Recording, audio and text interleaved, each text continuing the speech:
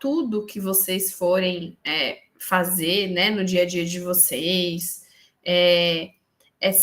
Vai ser sempre importante vocês não esquecerem, né, e sempre levar em consideração a importância da gente aplicar, né, não de uma forma automática, né, decorada, mas de fato fazer essa internalizar o conceito e conseguir aplicar isso no dia a dia de vocês, né? Acho que para todas as ações de um médico de família, o método clínico é o que nos norteia, né? O que nos guia aí no nosso dia a dia como médicos de família. E falar do método clínico, né? Eu gosto bastante dessa frase, né? Que o bom médico trata a doença, mas o grande médico trata a pessoa com a doença. O método clínico ele traz muito isso, né? Que vai muito mais além do que o que normalmente a gente acaba aprendendo no nosso processo de graduação, né? Que é olhar a doença, é entender o conceito, sinais e sintomas, é classificar, né, determinada doença, o que eu solicito de exame, o que eu prescrevo de medicação. E em nenhum desses momentos, né, ou que a gente usa muitas vezes de material teórico, né, como referencial teórico, ele traz a pessoa, né? E a pessoa nisso tudo, né? A gente vê lá a hipertensão, a diabetes, enfim, ela é classificada desse jeito, eu inicio com tal prescrição, enfim, mas e a pessoa nisso tudo, né? E vocês vão ver muito isso, né? Quando a gente sai um pouco do que a gente tem de referência técnica de material, né? De referência bibliográfica, que sai um pouco do escopo da medicina de família, que ele sempre vai trazendo algumas considerações, a gente não vê em nenhum momento essa abordagem com o olhar na pessoa, né? Quem é essa pessoa que está ali na minha frente, né? O que ela traz de história, né? De crenças, o que ela tem de... Qual que é a referência? Quem que é essa pessoa dentro da comunidade, né? Enfim, então eu estava até, né? Quando a gente vai fazendo leituras, né? Aprofundando um pouco mais nessas discussões, parece algo até meio filosófico, né? Meio utópico, enfim, mas não faz sentido para a gente como médico de família não ampliar esse olhar, né? A gente sair da nossa zona de conforto do que a gente aprendeu durante a nossa graduação e vocês, né, que estão aí procuraram, né, estão aí nesse processo de formação como médicos de família, a gente não aprofundar nas questões que muitas vezes a gente não tem uma explicação, um caminho dentro das referências, né? E que a gente muitas vezes vai aprendendo e vai se desenvolvendo com a prática, com as aulas, com as trocas que nós vamos tendo como médicos de família, nesse aprofundamento de entender as pessoas, né? De entender questões que muitas vezes a gente não tem receita de bolo, né? Então, o método clínico, ele traz, centrado na pessoa, ele traz muito esse outro lado que muitas vezes a gente não vai conseguir encontrar em referências bibliográficas, como algo ali engessado, porque nós estamos lidando com pessoas, né? E que têm as suas percepções, seus sentimentos, suas angústias, seus medos, né? Enfim. Então, vou seguindo aqui, a gente vai conversando mais. E quem for tendo dúvidas, né? Quem quiser trazer, eu acho que é um momento assim, que dá para a gente explorar bastante aqui, né? De fazer bastante assim, discussão sobre esses temas, porque eu vejo isso como algo essencial. E claro que aqui eu não vou conseguir esgotar todas as informações, né? Mas minimamente acho que dar esse caminho e nortear vocês a buscarem, né, a gente aprofundar na literatura, né, enfim, porque de fato isso aqui é o que nos move, o que vai fazer nós sermos, né, diferentes, né, entender o método clínico centrado na pessoa, ter esse olhar para a pessoa, é o que nos faz diferente, né, acho que é o que nos torna, acho que muitos de nós buscamos esse caminho, porque a gente não conseguia se sentir parte ou faltava algo para nos completar no sentido do exercer a medicina e no cuidar de pessoas que a medicina, vamos dizer assim, mais tradicional não trazia. E aqui a gente consegue, nesse espaço, dentro do programa de residência,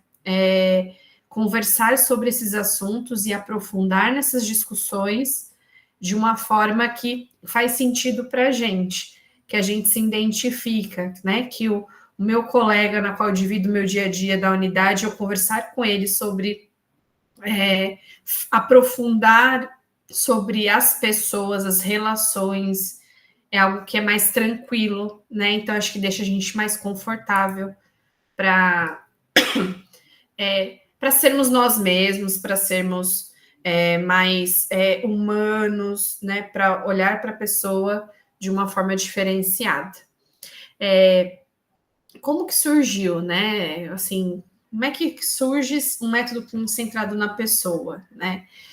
Vocês vão ver muito, e tem ótimas referências, depois eu indico para vocês um livro incrível, né, que trata especificamente somente falando de método clínico centrado na pessoa, dos colegas que vocês estão vendo aí dentro do vídeo, que trouxeram, elencaram essa discussão, mesmo nesse sentido, né, por que houve essa necessidade, né, de ter estruturar uma metodologia, um método clínico centrado na pessoa.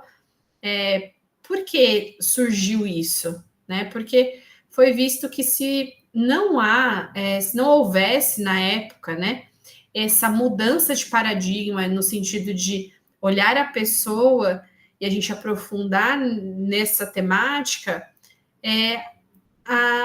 a questão no sentido do cuidado das pessoas, no sentido de a gente tentar melhorar adesão, melhorar vínculo, não ia para frente se não houvesse essa mudança de tirar esse olhar do método clínico centrado no médico, o método clínico centrado na doença, era algo que não trazia bons resultados, né? Então foi identificado nessa época essa necessidade de fato de reestruturar esse olhar, nessa metodologia, para que de fato a gente conseguisse alcançar os nossos objetivos, né? Porque a gente se pergunta muito, poxa, por que eu tenho essa pessoa que eu atendo, né? Essa família, eu não tenho uma boa adesão deles ao segmento, eu não tenho uma boa adesão deles no serviço,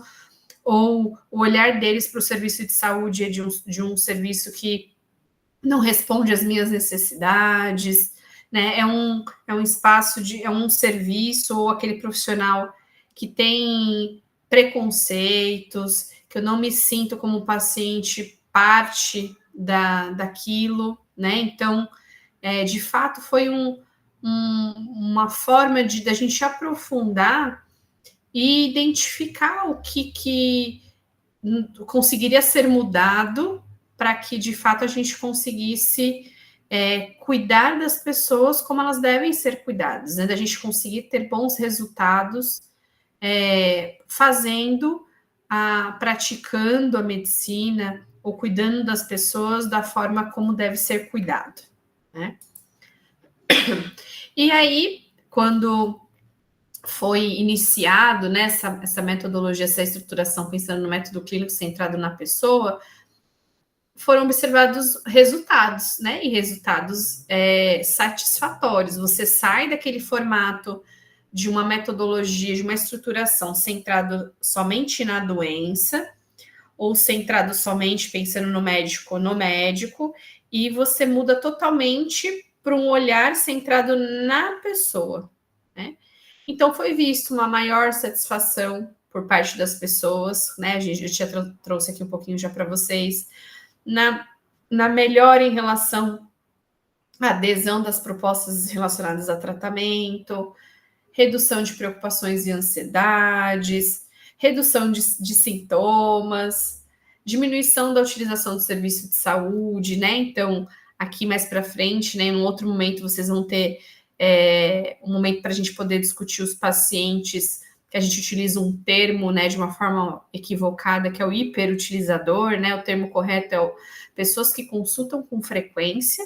Dentro do nosso próprio tratado de medicina de família, ele traz essa nomenclatura, né? Que são pessoas que consultam com frequência. Então, foi observada essa diminuição, e claro, a gente sempre, quando tem pacientes que utilizam o serviço com frequência, a gente precisa fazer uma análise mais crítica. De fato, pode ser que ele tenha uma necessidade de usar o serviço com mais vezes, né? E às vezes não. Então, quando a gente tem esse olhar centrado na pessoa, há essa tendência, né, de diminuição da utilização do serviço, muitas vezes de forma não adequada, né? Diminuição de queixas por má prática, melhora da saúde mental, né, enfim. Então, uma vez instituído, né, o método clínico centrado na pessoa, a gente conseguiu, né, foi observado aí mudanças de bons resultados, pensando aí em todos os pontos que a gente discutiu. E o método clínico, centrado na pessoa, ele se divide em 4 componentes, tá? Então, esse primeiro quadrinho que tá aí para vocês verem é o que é utilizado hoje. Hoje não, mas já há alguns anos, né? Mas de uns 7 anos, praticamente, uns 6, 7 anos para trás, ele era organizado em 6 componentes, tá? Então, só para vocês conhecerem, porque é algo que dentro da medicina de família é algo bastante discutido. Nem todo mundo, quando ocorreu essa mudança, né, de ser incorporado alguns componentes, houve uma satisfação de forma geral pelos médicos de família, né, enfim. Mas vocês vão participar de várias discussões sobre isso, inclusive, mas hoje o que a gente tem aí definido, né, dentro das nossas referências, são os 4 componentes.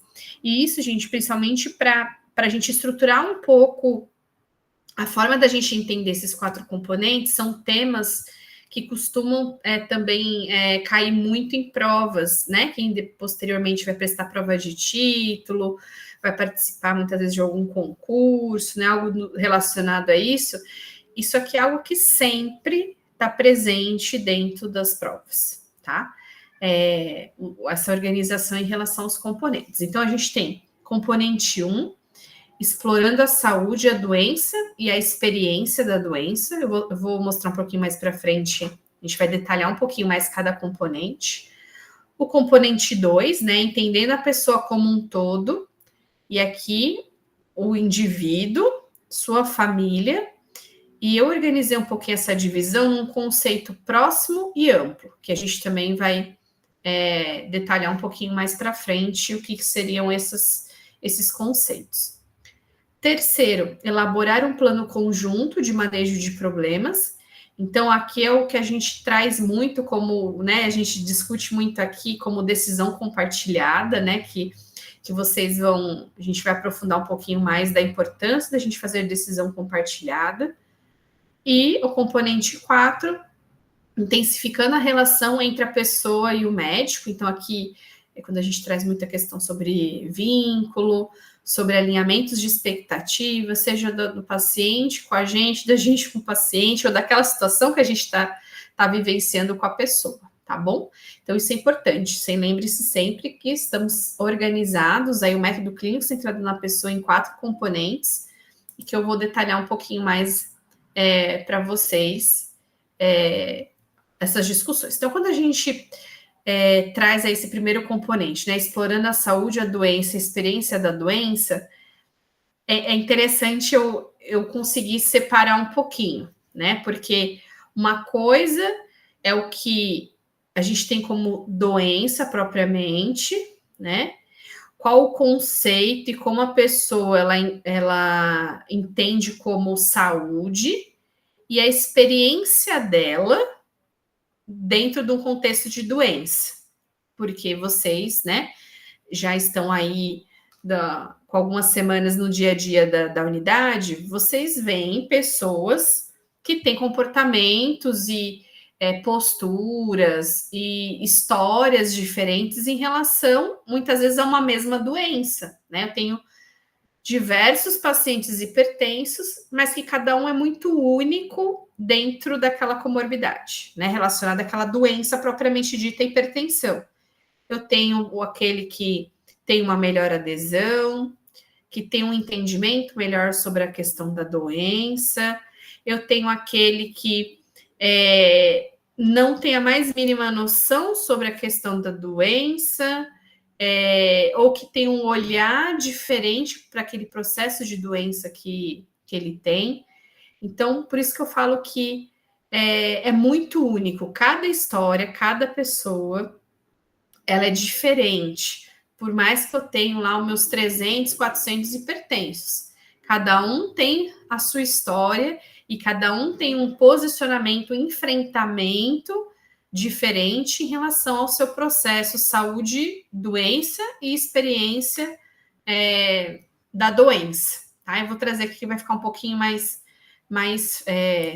um pouquinho mais claro para vocês, pensando em alguns conceitos.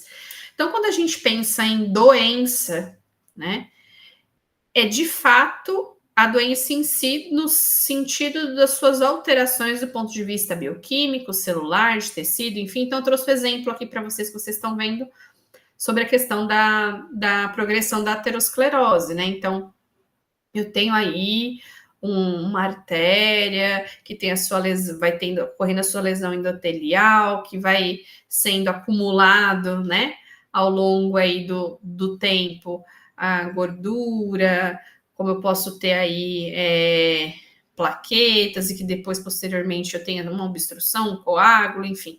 Eu tenho, de fato, alterações do ponto de vista bioquímico celular, de dano, de lesão no tecido, e que isso vai me gerar sinais e sintomas para aquela pessoa, né? Ela vai ter uma dor no peito, ela vai ter uma fadiga, uma dispneia, enfim, né? E aqui a consequência relacionada à aterosclerose. Então, uma vez que eu tenho essa piora, eu posso, né, como vocês estão vendo aí, começar com uma dor, ter um infarto, hipertrofia, insuficiência cardíaca. A partir disso, tenho grande chance de desenvolver um AVC, insuficiência renal, enfim, ter uma doença vascular periférica, devido às alterações do que, de fato, a doença ela traz para o indivíduo. Quando eu falo do adoecimento, essa vivência única de cada pessoa, como eu falei para vocês. Eu tenho lá 300 hipertensos, mas cada um tem o seu processo do que é o adoecimento, que é como cada um reage, né? Como cada um enfrenta o seu processo de doença em si, né? E aí eu preciso explorar, eu preciso perguntar, né, para essa pessoa como que ela se sente em relação àquele processo quando eu tenho essas alterações bioquímicas, celulares, enfim, que me gera doença, né?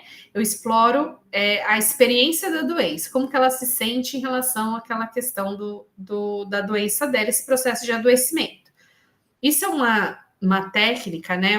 Uma forma de facilitar um pouquinho para vocês como que vocês podem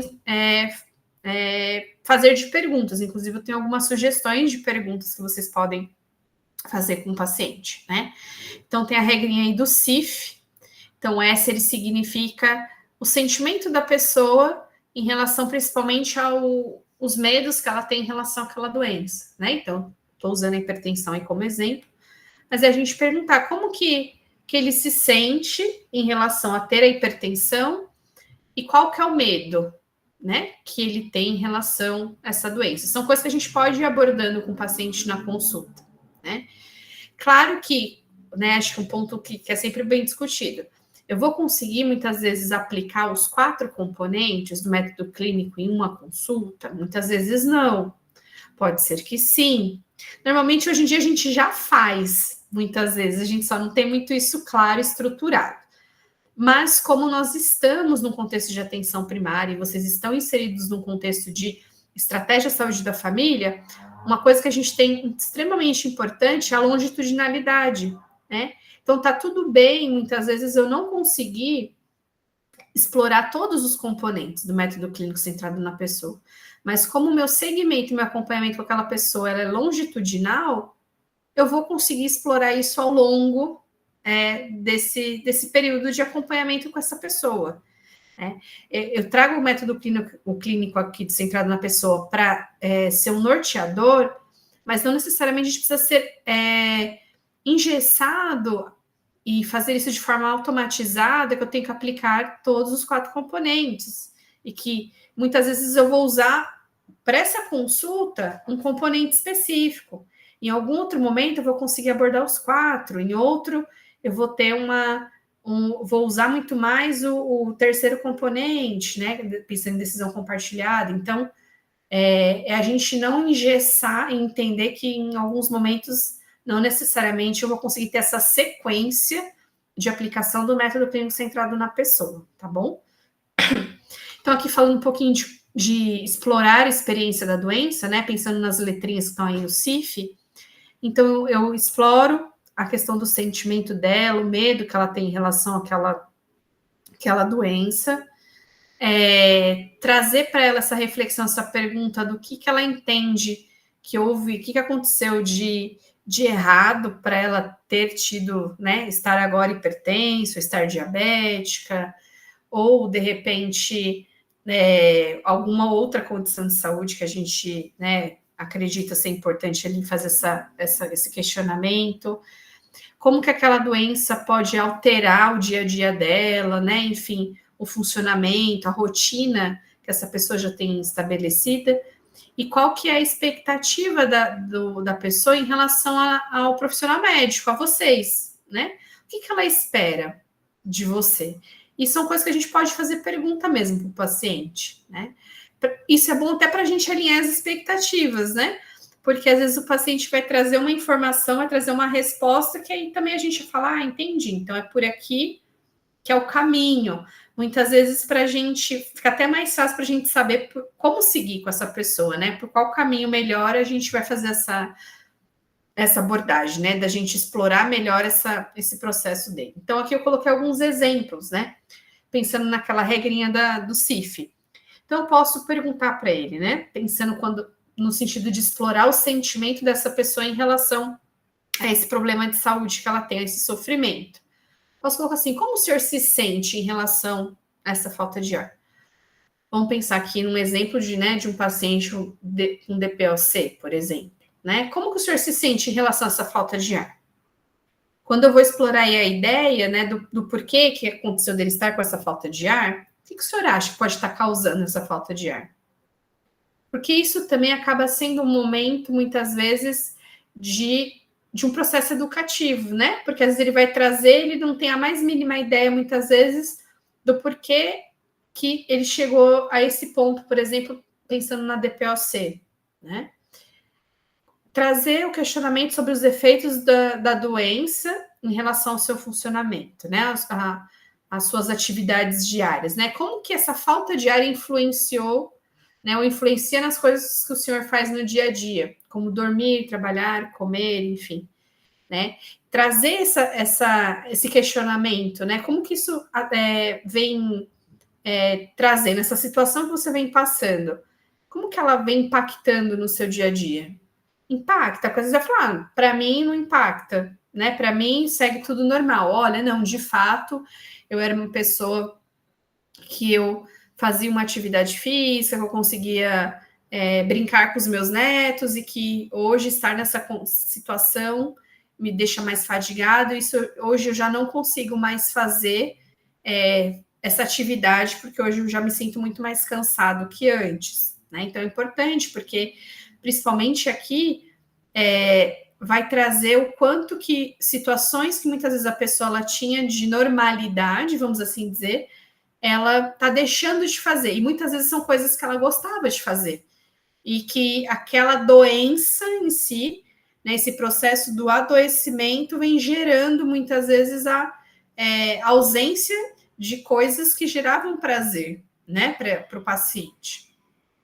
E quando a gente vai fazer esse questionamento em relação a nós médicos, né, como que a gente pode contribuir para esse cuidado, né, a gente fazer os alinhamentos de expectativas, é de fato perguntar como que o senhor acha que eu poderia ajudá-lo? O que o senhor acha? O que a senhora acha que eu, como seu médico, que vou estar aqui te acompanhando, vou conseguir contribuir para aliviar, né? E aí depende muito do que o paciente vai te trazer de resposta, né?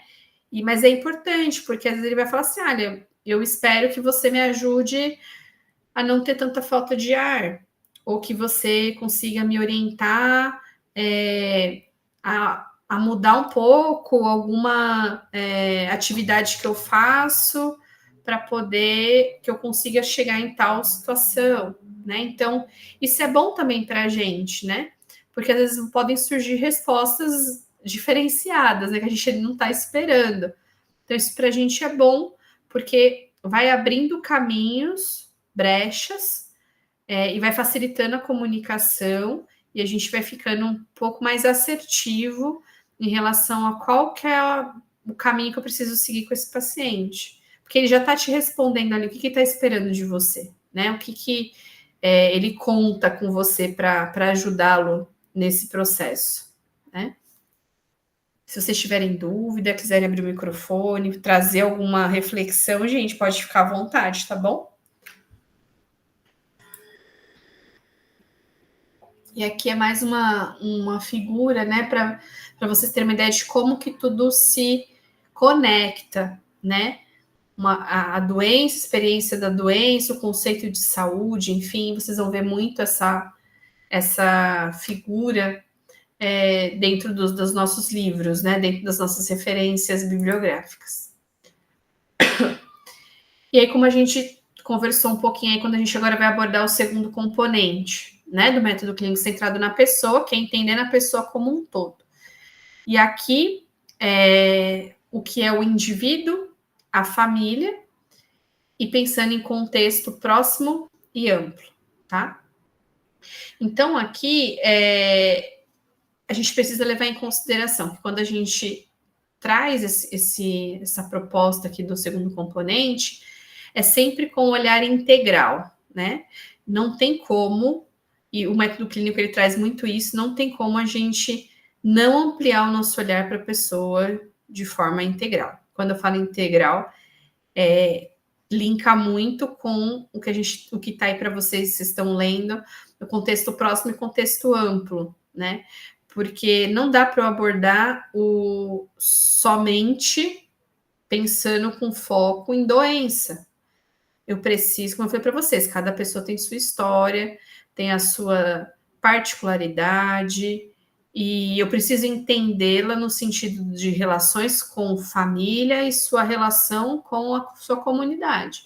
E quando eu falo a comunidade, também é no sentido de representatividade dentro da sua comunidade, quem é essa pessoa no sentido do seu trabalho, né? Enfim, o que ela representa para a comunidade. Então, aqui, quando a gente pensa em contexto próximo, a gente está trazendo, né? Família, educação, lazer, renda, emprego e suporte social. Então, aqui eu preciso, quando a gente fala do olhar integral, é isso, é entender essa família. Como que são essas relações? Como que é esse núcleo familiar? Né? Essa pessoa, como que é essa organização dela pensando em família? Né? Essa relação com família é uma relação tranquila, é conflituosa? Nós temos crises familiares, enfim. Então, é entender esse contexto de família pensando nessa pessoa. Quando a gente fala de educação, né? Eu preciso entender na questão principal, pensando em nível de escolaridade, por exemplo, né?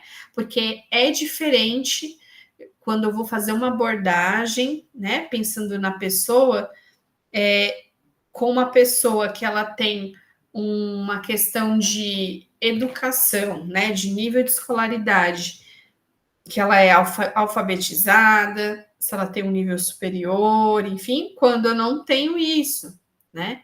Então, eu preciso ter esse olhar, porque muitas vezes vocês vão se deparar no dia a dia de vocês com pessoas que não sabem ler, não sabem escrever, né? Então, como que eu vou fazer essa abordagem, fazer essa avaliação, seja ali em uma consulta, dentro de um outro contexto, numa visita domiciliar, em um grupo, enfim.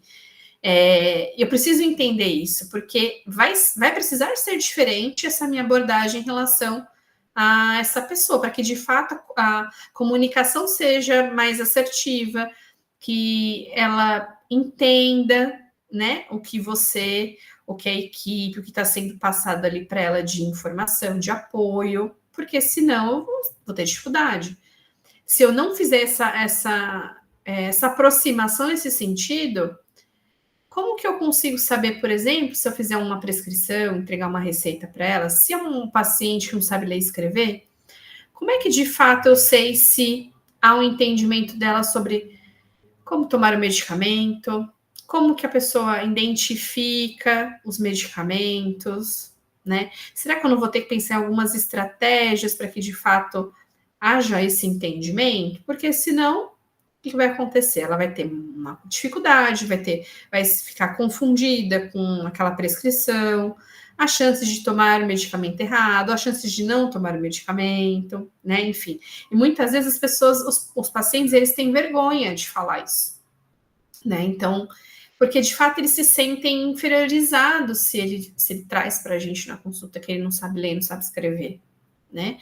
Mas é importante para a gente, sempre com comunicação de fato adequada, né? Perguntar. Existem metodologias, né, dentro de um processo de consulta, para eu reforçar e fazer uma pergunta. A senhora entendeu o que eu orientei? Consegue repetir para mim? Vamos ver junto, vamos revisar junto a receita, por exemplo. Estou dando um exemplo da receita, mas pode ser para alguma outra questão. A gente fazer essa pergunta, né? Para a gente ter certeza, assim, que de fato a pessoa entendeu o que a gente orientou. Então, trazer esse olhar pensando em educação é importante. Lazer.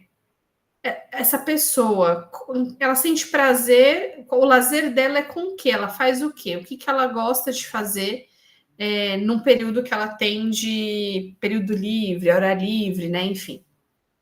Então, isso é importante.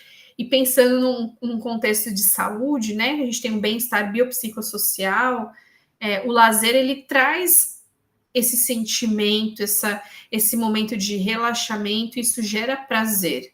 Então, é importante, porque imagina uma pessoa que vocês estão acompanhando que não tem lazer, né? Em que momento ela tem essa fuga, vamos assim dizer, de todos os estresses, de todas as situações que ela passa na vida dela, se ela não tem esse momento, né? Então, isso a gente precisa levar em consideração. Renda, né? Algo extremamente importante. Não tem como nós, como médicos de família, no nosso dia a dia, a gente não ampliar o nosso olhar para pensando nessa questão de renda, né? Muitas das nossas famílias que vocês acompanham têm muita dificuldade em relação à renda, né? Muitas são beneficiárias de programas do governo, né? E que isso é um alívio, muitas vezes, para minimamente a pessoa, sua família, ela se organizar, né? E isso impacta em diversos campos, né? Seja para acessar diversos serviços. E aqui não só a gente abrir a nossa cabeça pensando não só em saúde, mas se eu não tenho renda, como que eu me organizo em relação à alimentação? Como que eu me organizo em relação a ter lazer? Como que eu consigo, muitas vezes, melhorar nas questões de educação se eu também não tenho uma renda adequada? Como que eu cuido da minha família? Como que eu me organizo como pessoa e família, né? Como eu deixo a minha base estruturada se eu não tenho renda, né? Então, isso é algo extremamente importante. Para a gente pode parecer que a gente vive algo diferente, né? Como profissionais médicos, mas isso impacta diretamente, né, dentro da população ali vulnerável que a gente atende. Emprego, óbvio, né, não só porque muitas vezes o emprego ele me gera uma renda, mas eu me sinto paciente, a pessoa se sente útil, né? Ela se sente contribuinte, né? Ela contribui para algo. E uma vez que ela não está inserida dentro, né, do mercado de trabalho, ela não tem um emprego, ela às vezes até tem um emprego, mas não é um emprego formal, é um emprego que muitas vezes expõe ela a mais riscos, né? Enfim, isso impacta diretamente, né? Então, ter uma pessoa, um paciente desempregado, impacta em renda, mas também impacta no sentido dela se sentir de fato útil.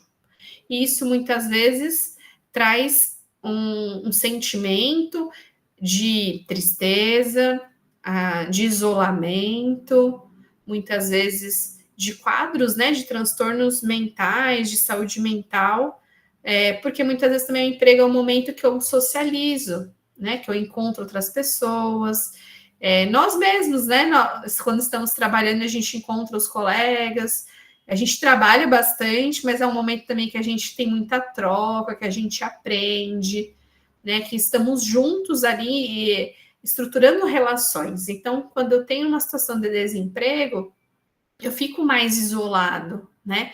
Muitas das minhas relações, elas são finalizadas, né? Porque muitas vezes a gente passa muito mais tempo, né? Dentro, muitas vezes, do nosso ambiente de trabalho, com as pessoas, nos relacionamos ali dentro, do que muitas vezes em casa, né? Então, isso é importante também. E pensando no suporte social, né? Quando a gente fala de contexto próximo, seja um suporte social pensando em apoio familiar, mas também amizades, como eu trouxe para vocês, a gente falou um pouco do emprego, dessas relações, né? Eu tenho esse suporte social do ponto de vista de relações, mas também de suporte de saúde, né? De suporte de educação, enfim, então isso também é importante. Quando eu falo de contexto amplo, eu trago aqui comunidade, então quem é essa pessoa dentro da comunidade, pensando em cultura, né? Pensando em contexto amplo, o quanto que a cultura ela influencia, né? Então, uma coisa é o que eu tenho estruturado dentro do ambiente urbano, outra coisa é o que eu tenho culturalmente falando dentro de um outro contexto rural, ou num contexto cultural relacionado às crenças, à religiosidade, à espiritualidade, né? Enfim. Então, o quanto que a gente precisa levar muito isso em consideração também em relação a essa pessoa que a gente está ali acompanhando. Geografia, mesma coisa, é diferente quando eu estou em diversos cenários, pensando literalmente em geografia, no sentido de como as pessoas se organizam dentro daquele contexto geográfico, tá? Economia, mesma coisa, né? Se eu estou num país desenvolvido, subdesenvolvido, se eu estou em um local onde eu tenho uma questão econômica estruturada, quando eu estou num lugar que há uma instabilidade, isso impacta diretamente, né, na vida da pessoa. Sistemas de saúde, né? Outro contexto. É diferente quando eu tenho um olhar no sentido de como o sistema de saúde ele está estruturado e organizado, pensando no contexto dessa pessoa. Porque muitas vezes eu tenho, pensando na nossa realidade, eu tenho um sistema único de saúde, público, universal, como eu tenho cenários de total pensando, né, na saúde suplementar ou situações de diversos outros lugares e países em que eu não tenho um sistema único de saúde público. Então, isso tudo impacta também, que é algo que a gente precisa levar em consideração, né? E aqui os meios, acabou ficando juntinho ali, os meios de comunicação. Como que essa relação do acesso às mídias, né? TV, redes sociais, né? Como que essa relação dessa pessoa com as fontes de informação, né? É jornal, é TV, é internet, é rede social, enfim, então isso tudo também faz diferença, né? É algo que é importante a gente levar em consideração. E que muitas vezes os meios de comunicação eles podem nos ajudar, como podem fragilizar também. Quando a gente tem fake news, né? Quando a gente tem situações que comprometem, né? A questão de saúde. Então, muitas vezes gera pânico, né? Geram situações ou busca pelos serviços de saúde, uma vez que é lançado na mídia alguma informação que às vezes nem é tudo aquilo, porque nós conhecemos como profissional de saúde, mas a depender de como essa informação é passada, isso acaba impactando também. E aí, quando a gente traz, né, esse olhar no sentido mais próximo e amplo, do quanto que quando a gente está com aquela pessoa ali na nossa frente, né, fazendo o atendimento, a gente identifica o que ela traz para a gente, né, enquanto a gente está nesse processo de construção de vínculo, uma pontinha, né, um pedacinho só ali dela.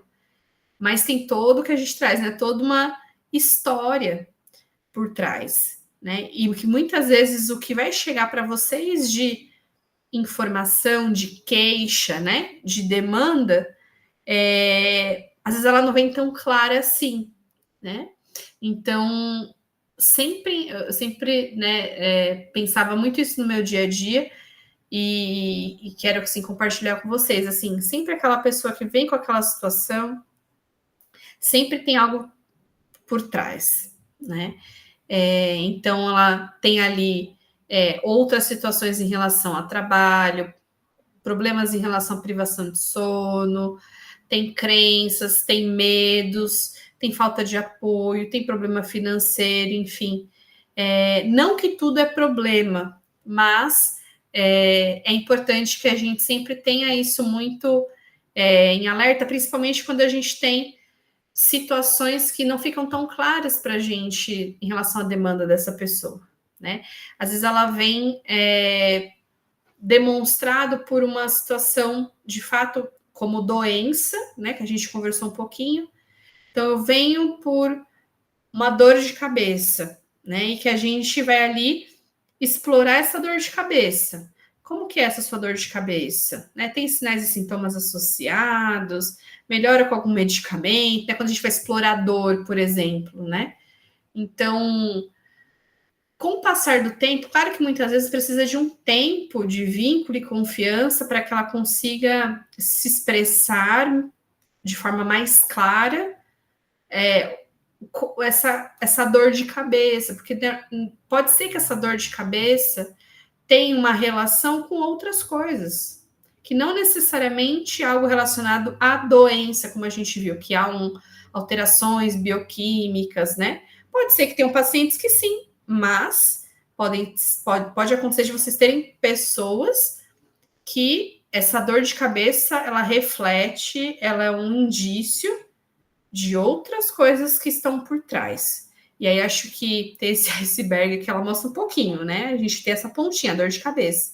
Mas eu posso ter aí de baixo aí de forma escondida uma situação de um trabalho estressante, ou eu posso ter uma situação de violência, eu posso ter uma situação de uso de substância, né? Enfim, então trazer sempre esse olhar, principalmente com situações que muitas vezes para a gente fica um pouco, não fica tão claro assim. Que aí, com o passar do tempo, com mais vínculo, a gente vai conseguindo explorar melhor essa queixa, essa demanda, enfim, que pode ser reflexo de outras coisas, né? Quando a gente traz o terceiro componente, falando de decisão compartilhada, tá? Então, quando a gente fala de elaborar um plano conjunto de problemas, é que quando a gente traz o método clínico centrado na pessoa, não pode ser algo como a gente vê acontecendo, né? E o próprio paciente muitas vezes traz para a gente. Você é o médico ou você é, né, profissional de saúde, você é quem sabe. Então, eu estou aqui meramente para cumprir o que você está falando para mim. Claro que o paciente, por questões culturais de muito tempo, ele tem isso na cabeça, né? E quando tem essa relação com o médico, de ter de fato essa sensação de uma hierarquia, porque o médico estudou mais, né? O médico é que é o detentor de todo o conhecimento, e de fato muitas coisas a gente conhece mesmo, né? A gente estudou para isso, porém, nós estamos como facilitador, orientador, mas quem no fim é o protagonista é a pessoa, né? Então, trazer essas discussões e envolver a pessoa nesse cuidado dela, né? Da gente reforçar que ela é capaz, que ela tem essa autonomia, isso é importante, porque pode ser que vocês sejam os primeiros a trazer esse tipo de reflexão para ela. E normalmente os pacientes acham muito estranho quando você fala assim: o que, que você acha? Olha, está acontecendo isso e isso. A minha proposta, né? Eu acredito que seja interessante isso, mas assim, faz sentido para você o que eu estou falando? O que, que você acha? Ou quando a gente vai discutir com o paciente alcançar uma meta terapêutica, enfim. Faz sentido para ele? Eu estou expondo para ele se ele está de acordo com isso, né? É responsabilizar também, né? Uma forma de trazer a pessoa para o seu próprio cuidado, né? Claro que não é que é assim, para nós que temos o entendimento, uma clareza, é um pouco óbvio que eu tenho que cuidar de mim, eu tenho que ser responsável por mim, porque ninguém vai fazer isso para mim, né? Mas às vezes não há uma clareza por parte das pessoas que a gente atende, principalmente em lugares vulneráveis, de ter essa autonomia. A todo momento é tirado a autonomia dela, por N condições que ela tem de vida, né? Então, ela não pode tomar decisão de nada, ela não resolve nada, porque a todo momento ela é subjugada, ninguém confia, a gente não reforça essa potencialidade na pessoa, né? Então, a gente precisa contribuir para isso e fortalecer isso com o paciente. Aqui, como eu sempre falei para vocês, nós estamos aqui como orientadores, como facilitadores, por termos o conhecimento técnico, né? Entendemos como que as coisas acontecem, pensando principalmente em cuidados de saúde, porém nada é imposto, nós precisamos compartilhar, trazer a pessoa, né, para essa reflexão e planejar junto com ela esse próprio cuidado. Inclusive, que é o que vai linkar um pouquinho com o próximo componente, a gente alinha expectativas também. Porque muitas vezes a gente, como médico, a gente cria uma expectativa daquilo, e muitas vezes quando o paciente retorna, aquela família retorna, e nada aconteceu como nós gostaríamos, a gente fica frustrado, né? Fala, poxa, mas por que não fez? Eu fiz isso aqui, não fez, sabe? Então, acho que quando a gente compartilha o cuidado, fica mais bem alinhado, porque às vezes a gente tem uma proposta, nós como médicos, uma proposta, uma meta terapêutica, e a gente estrutura do jeito que a gente acha que é maravilhoso, dentro do nosso conceito, que é maravilhoso, 100%. E quando eu vou trazer isso para a pessoa, ela fala assim: nossa, mas do jeito que está aí, ou do jeito que você está me falando, é muito difícil para mim. Então, não é melhor a gente trazer a pessoa para essa reflexão e falar: olha, dentro da proposta que a gente está discutindo, eu consigo 50%. Tudo isso que está aí eu não vou conseguir. Né? Outro exemplo, né? Poxa, às vezes a gente estrutura uma prescrição lá maravilhosa, mas a rotina da pessoa, o que ela tem de organização de vida, fica muito ruim. Então, é importante a gente fazer essa apresentação para ela, falar, olha, estruturei aqui os melhores, né, medicamentos, pensando no que você tem de problema de saúde e tal, mas faz sentido esses horários, essa proposta que está aqui, né, pensando na rotina dela, porque senão, às vezes, o horário que ela precisaria tomar aquele medicamento, ela vai estar no transporte, chegando no seu trabalho, então há grandes chances, muitas vezes, dela não conseguir tomar por conta de toda uma organização. Então, assim, alinhar isso, porque muitas vezes a gente vai precisar ajustar para que de fato a pessoa ela entenda que que o profissional que está acompanhando ela, o médico que está acompanhando ela se importa com isso e que está tudo bem eu não ter algo estruturado no seu 100%. Mas eu ajustei e compartilhei com a pessoa prioritária, protagonista, a melhor forma de como aquilo pode acontecer e se de fato vai acontecer no seu 100%. Talvez no primeiro momento vai ser 30%, 50%, e mais para frente, como nós fazemos um cuidado, né, um segmento longitudinal, a gente vai conseguindo trabalhar essa melhoria ao longo do caminho. Tudo bem, gente? Tranquilo? Então vamos lá. E o quarto componente, que é intensificando essa relação entre a pessoa e o médico, né? Então, como eu falei para vocês, aqui a gente vai fazendo alguns alinhamentos de expectativas, né? O que o paciente espera de mim, que estou ali acompanhando ele como médico de família, né? Isso é extremamente importante, a gente alinhar essas expectativas. E o quanto a estruturação de uma boa relação médico-paciente, né?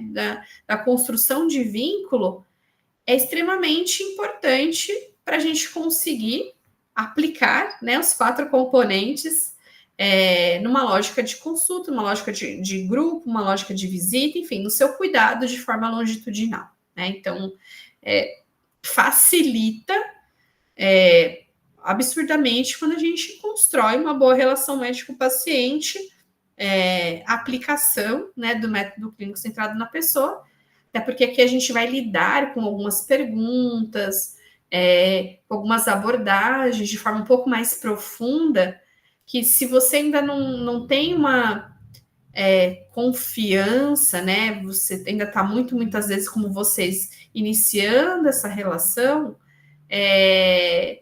pode ser que vocês tenham alguma dificuldade, mas com o passar do tempo, por ser longitudinal, facilita bastante.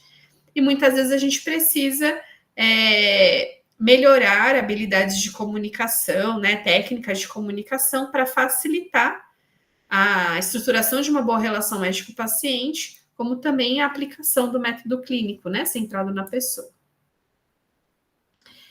Eu vou passar aqui acho que vai dar certo, o Gabriel acho que está me ouvindo, se não der ele me ajuda, um videozinho simulando um pouquinho para vocês 2 momentos de uma consulta.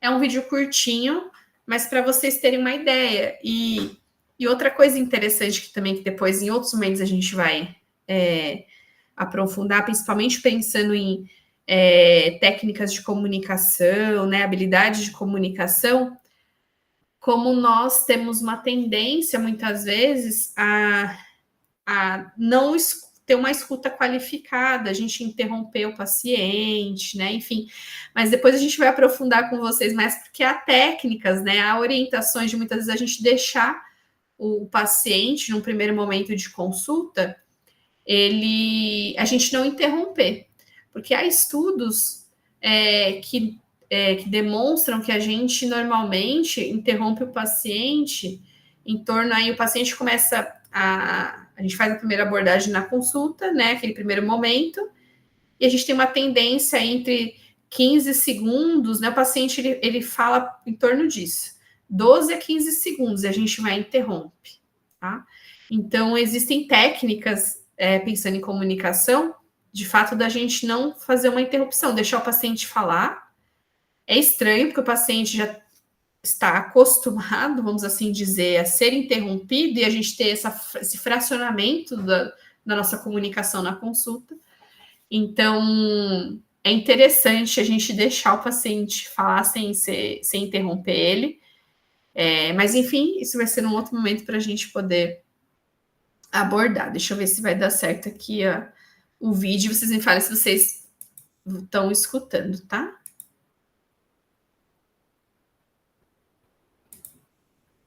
Dona Maria tem 58 anos, é uma senhora casada há 38 anos, muito dedicada ao seu lar, com 2 filhas. Uma vive com ela e seu esposo, seu João, e outra mora com seu genro e 2 filhos. Mas Dona Maria se sente só e sofre com isso. Somos todos feitos de histórias. Histórias que perpassam momentos muito maiores do que os minutos dentro do consultório médico. E ali, naquela consulta, muita coisa é posta em jogo num curto período de tempo. Cabe ao médico conseguir acessar esses momentos. Para conseguir acessar esses momentos, existem determinadas habilidades de comunicação que são específicas da maleta do médico família e comunidade. Uma delas são os IPs e PSOs, o método mnemônico que serve exatamente para a gente lembrar do que é preciso abordar. Qual a ideia que seu paciente tem sobre aquele seu problema de saúde? Qual a sua preocupação com relação do problema de saúde para com sua vida? Qual a expectativa que ele tem sobre a influência da consulta no seu problema de saúde? Quais os aspectos psicológicos que influenciam o seu problema de saúde? Os sociais. Qual a sua ocupação? E qual a relação direta e indireta entre a sua ocupação e o seu problema de saúde? Mas afinal, que diferença isso pode fazer? Vamos colocar isso em prática. Dona Maria? Bom dia. Oi, bom dia, doutora. Tudo Pode bem? sentar ali. Obrigada. O que você está sentindo hoje? Então, doutora, eu tô sentindo uns engasgos aqui na garganta. Tem quanto tempo que você está sentindo isso? Olha, mais ou menos uns 4 meses. 4 meses. É, Perdeu peso? perdi. Tem alguma doença? Toma algum remédio todo dia? Também não. Também não. Você bebe, fuma? Fumo. Quanto que você fuma por dia?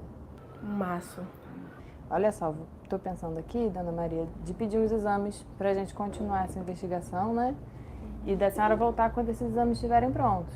Pode ser? E isso é assim, se eu continuar sentindo esses engasgos, aí o que eu faço, doutora? Eu volto aqui? Vou passar um remédio pra você, que você toma, se o engasgo piorar, enquanto a gente tá fazendo esses exames, tá? E aí quando o exame estiver pronto, você volta pra gente dar seguimento. Tá certo, obrigada.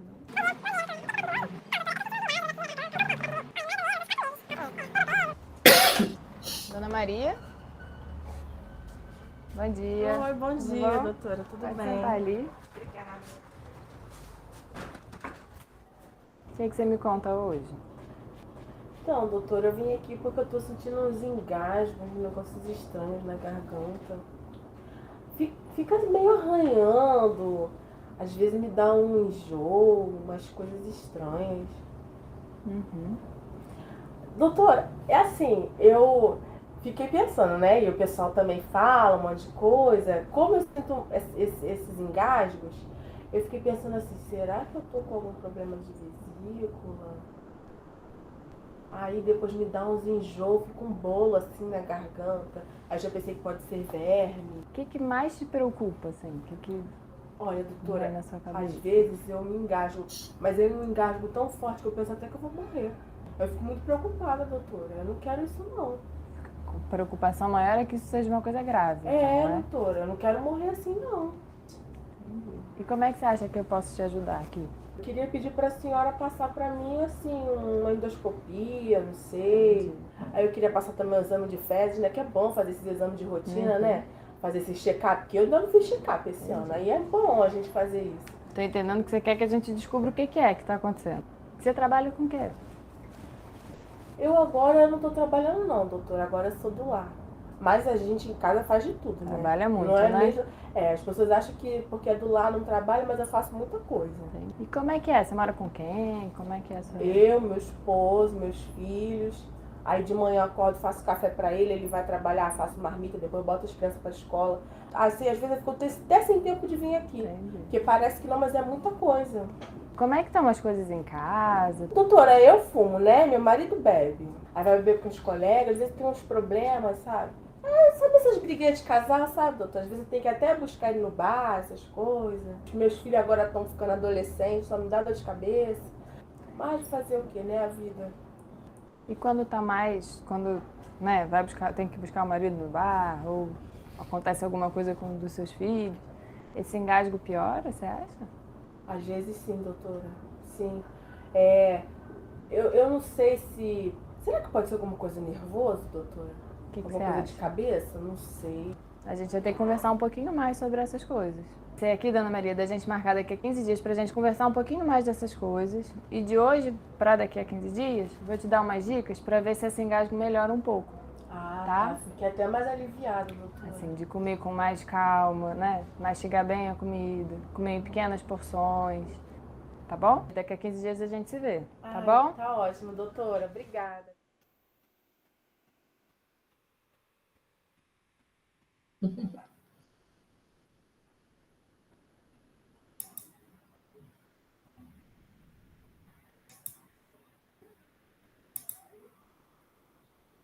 Deixa eu voltar aqui um pouquinho. Aí. Então, aqui ele traz, né, esse vídeo é bem interessante, porque vocês perceberam que você tem um primeiro momento da consulta que a gente já vai perguntando, né, a médica ali vai perguntando, vai interrompendo, e já no outro, ela fica só, né, vai mexendo ali a cabeça, não entendi, e a pessoa vai falando, ela mesma vai se sentindo ali, né, pensando ali na estruturação do vídeo, mas à vontade de ir trazendo sem a gente fazer as interrupções. E também pensando em comunicação, quando a gente evita, né, fazer essas interrupções, a gente minimiza as chances, muitas vezes, do paciente esquecer algo e depois voltar, né, que é muito frequente, né? Porque a todo momento ele traz uma queixa, uma situação, a gente vai lá, aborda aquilo ali fracionada. Aí traz outro ponto, a gente vai lá e faz essa abordagem de forma fracionada. E você não fazer essa interrupção, você minimiza essa chance da pessoa esquecer e trazer isso num outro momento, né? Ou ela sai da consulta e retorna. E dela expor, e muitas vezes a gente conseguir fazer alguns links, né? Fazer algumas conexões em relação a sinais e sintomas que se a gente deixasse a consulta mais fluida, no sentido de não interromper, a gente conseguiria ter melhor essas informações, né? E aí eu trago algumas relações aqui em relação ao método clínico centrado na pessoa e pensando em registro, em prontuário, né? E trazendo um pouquinho para vocês conhecerem o CIAP também, tá bom? Então, gente, assim, pensando nos 4 componentes, né? Pensando do porquê a gente fazer a abordagem, pensando em método, né? Pensando nessa estruturação do método clínico centrado na pessoa. Por que eu faço esse link com o registro clínico, né? Pensando no registro em prontuário, que hoje a gente estrutura num formato SOAP.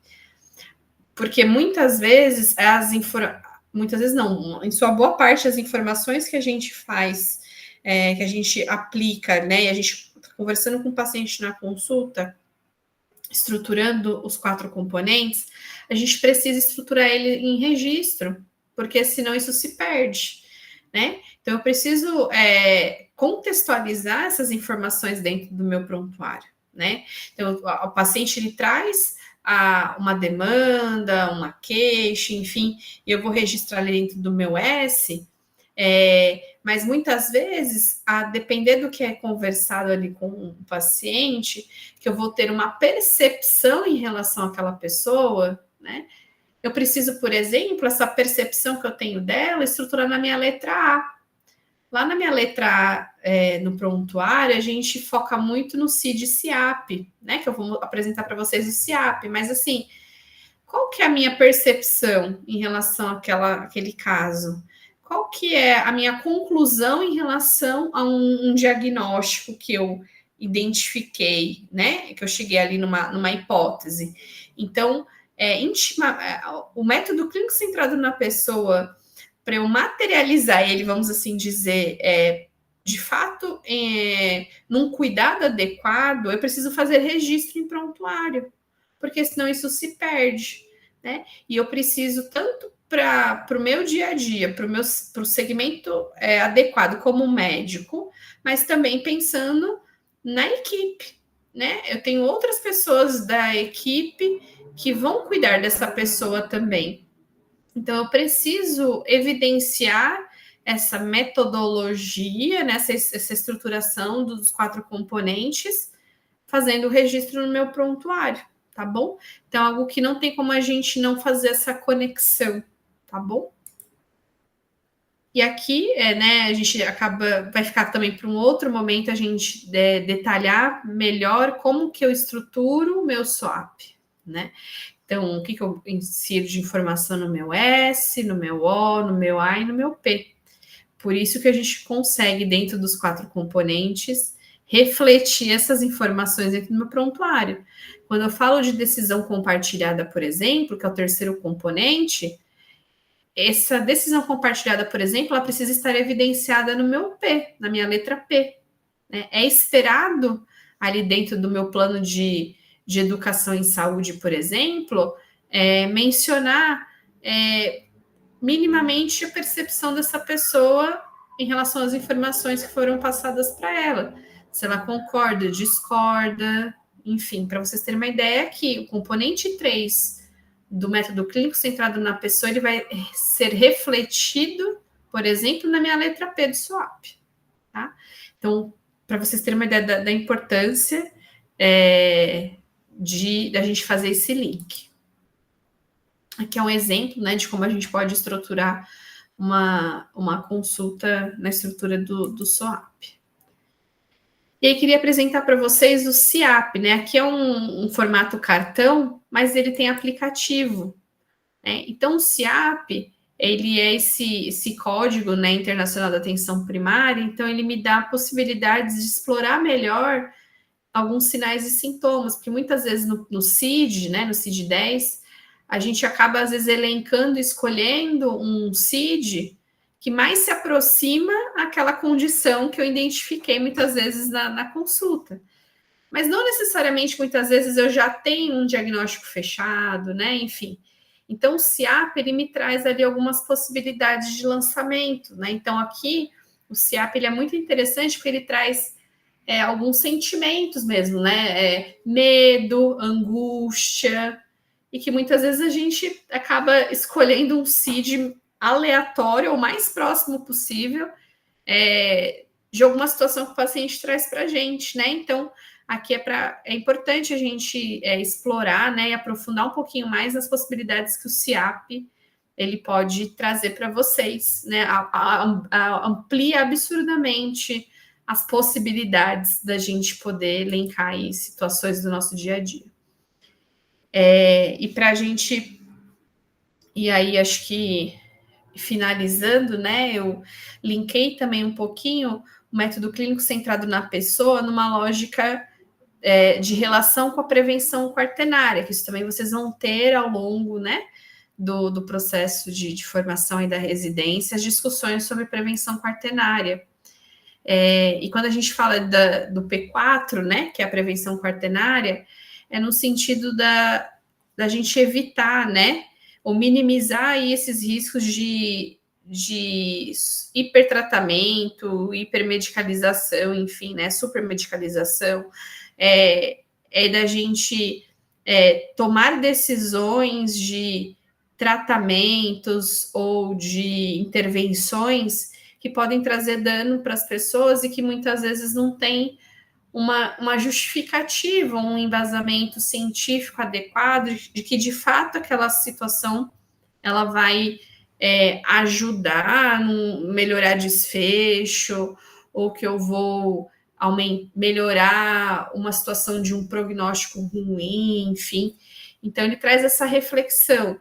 E uma vez que a gente tem o método clínico centrado na pessoa muito bem estruturado, a gente consegue evitar muitas vezes fazer esse tipo de intervenção, de tomada de decisão que vai me levar muitas vezes a esses riscos que eu acabei de trazer para vocês, né? Então, eu trouxe um exemplo, que acho que com exemplo, um caso mais prático fica um pouco mais claro para a gente, né? Então, aqui, um homem de 52 anos que procura atendimento para solicitar exames de check-up e diz o seguinte: doutor, gostaria de fazer aquela bateria de exames para garantir a minha saúde. Sabe como é? Faço exames anualmente e não me descuido. Ah, não deixa de pedir aquele da próstata.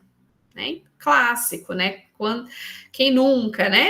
Quem não recebe pacientes com com esse perfil, né? O famoso exame de check-up, de exame de rotina, né? Principalmente quando a gente tem os meses coloridos, pensando aí no Novembro Azul, né? O quanto que muitas vezes já está vinculado, linkado culturalmente, que eu preciso fazer uma solicitação de PSA, né? Exame da próstata, enfim.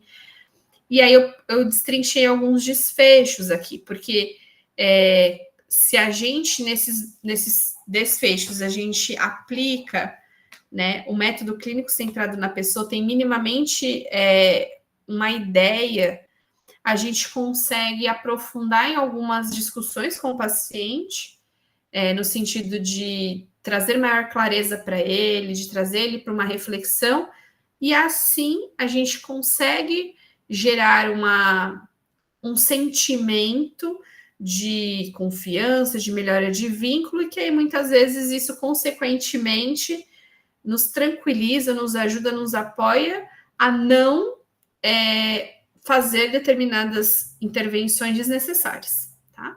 Então, aqui um desfecho 1. O que poderia acontecer em relação a esse caso, né? Que eu acabei de contar para vocês. Poderia simplesmente, né, uma delas seria a gente concordar com o paciente e solicitar esses exames. Mas o que acontece? Essa atitude reforça que pedir esses exames de forma desnecessária é algo normal, todo mundo pede, né? Enfim, quem sou eu para poder não fazer essa solicitação?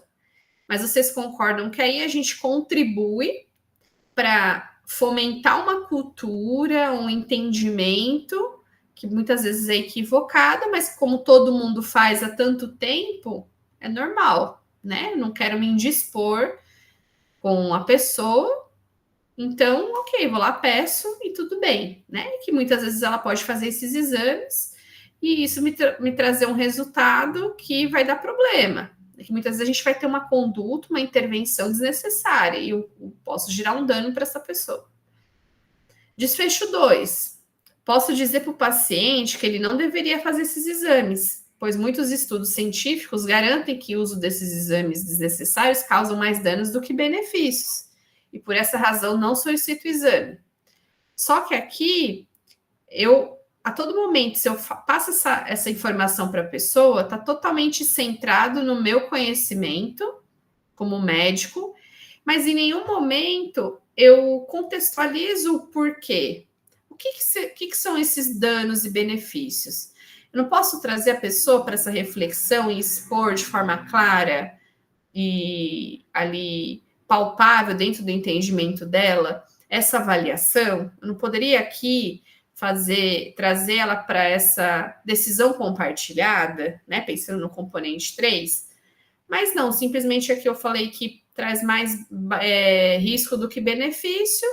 O paciente está ali como um mero espectador, né? Já que o médico falou, ele que é o dono da razão, que sabe tudo, então tá tudo bem, né? Mas aqui eu não exploro também qual que é a preocupação, talvez, dessa pessoa, né? Em querer, poxa, vamos pensar assim, um homem, 52 anos, o quanto que já é um desafio o homem buscar o serviço de saúde para o seu cuidado, né? E o quanto que às vezes a gente acaba desperdiçando, né? Perdendo essa oportunidade de também fazer educação de saúde, né? E aí eu tenho um desfecho 3, né? Quando eu aplico um método clínico centrado na pessoa e trago para essa reflexão da prevenção quaternária, eu tenho esse olhar sobre sua integralidade. Então, aqui eu posso abordar com essa pessoa essa preocupação dela no sentido de fazer o check-up. Poxa, ela procurou a gente para fazer um check-up, então cuidado. Explorar, né, essa preocupação dela em fazer o check-up. Será que aconteceu algo em relação à sua família, experiências, né, a sua história, gerou essa preocupação e ela buscou o serviço, ela está preocupado com alguma coisa, né? Então, quando a gente faz essa abordagem, ela facilita para a gente, né? A gente recebe essa informação da pessoa e compartilha ali com ela essa tomada de decisão, e isso ajuda a gente a evitar, muitas vezes, fazer uma solicitação de um exame, enfim, ou encaminhamento, muitas vezes desnecessários, quando a gente consegue, de uma certa forma, fazer a aplicação do método clínico centrado na pessoa, né? Ter esse olhar de forma mais integral, né? De entender quais são os seus medos, suas angústias, qual a sua expectativa, o que ela espera que eu, como médico dela, possa ajudá-la nesse sentido, né? Enfim. Então, eu fiz alguns links com alguns pontos que são essenciais, que às vezes a gente, olhando o método clínico isolado, né? Pensando nos seus 4 componentes, fica às vezes um pouco abstrato, mas acho que trazendo para uma lógica de registro em prontuário, da gente linkar, pensando em prevenção quaternária, a registro do entendimento utilizando o CIAP, por exemplo, vai concretizando melhor como a gente organiza e evidencia, né, a aplicabilidade dentro do método clínico centrado na pessoa.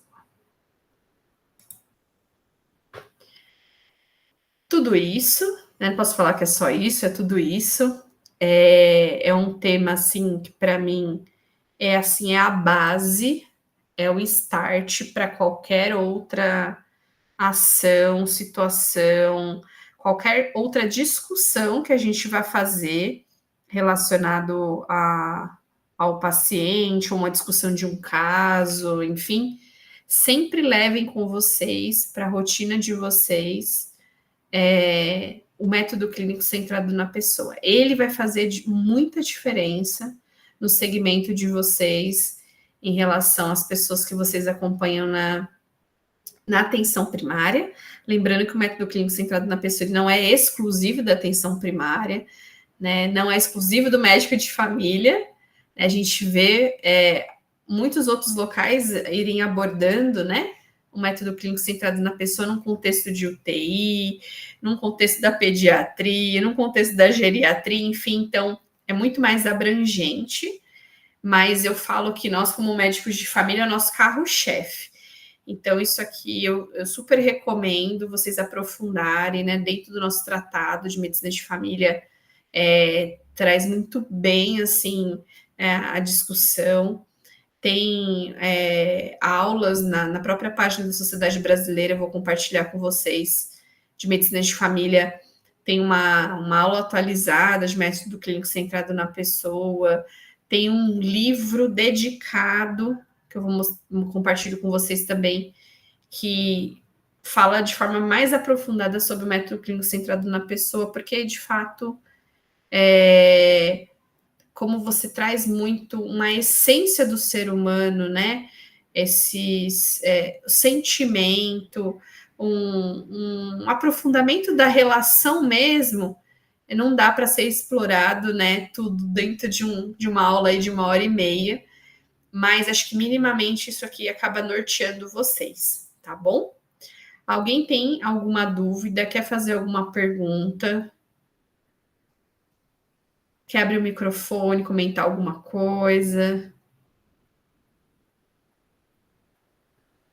Tudo bem no chat também, acho que tá tranquilo, né? Ninguém escreveu nada. Então, gente, Matheus, obrigada, Matheus. Muito bom, obrigada, viu, pelo feedback. Boa noite para todo mundo, bom descanso. E eu vou compartilhar com vocês mais materiais e discussão ali de outras questões, né, outras temáticas para complementar aí o estudo, tá bom? Então, bom descanso para vocês.